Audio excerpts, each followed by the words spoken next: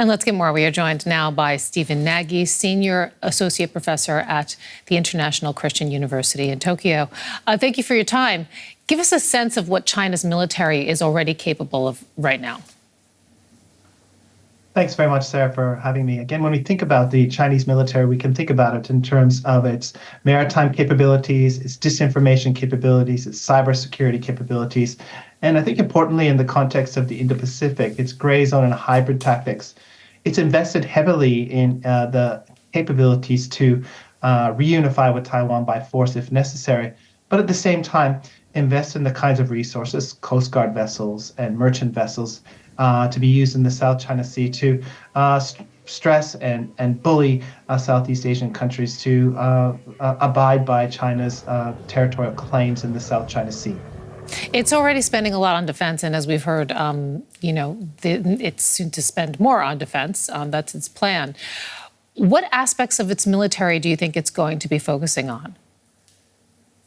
Well, what we see is that China continues to try to modernize its military. So that means it's going to pay its soldiers more. It's going to try and give them better equipment.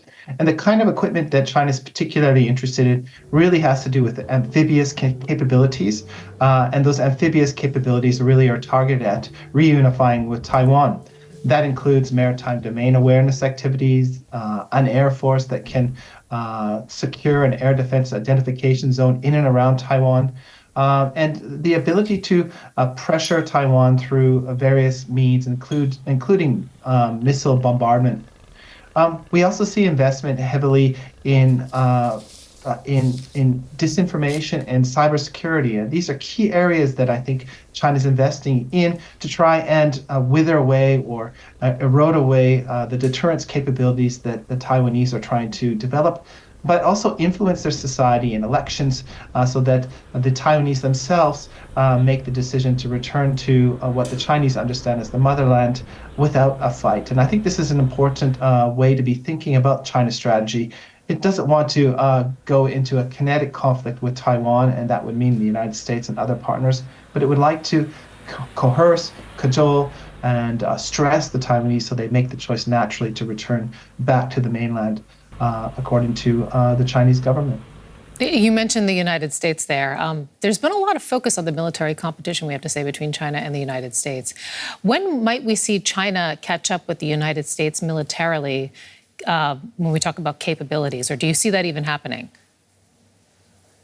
Well, I think most analysts believe that catching up with the United States is at a global level is decades away. But in a very narrow context, in terms of thinking about China's capabilities across the Taiwan Strait, this is much more complicated. China has the capability to really concentrate an enormous amount of resources in its efforts to reunify with Taiwan. And this will be difficult to combat from the American standpoint, but also thinking about America's partners within the region, whether it's the Japanese, the Australians, or others.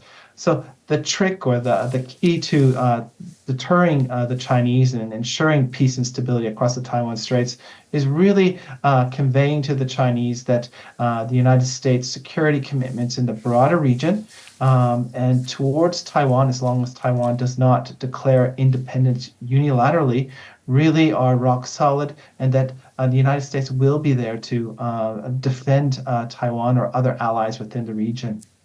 Dr. Stephen Nagy, Senior Associate Professor at the International Christian University, Tokyo. Thank you so much. Thank you.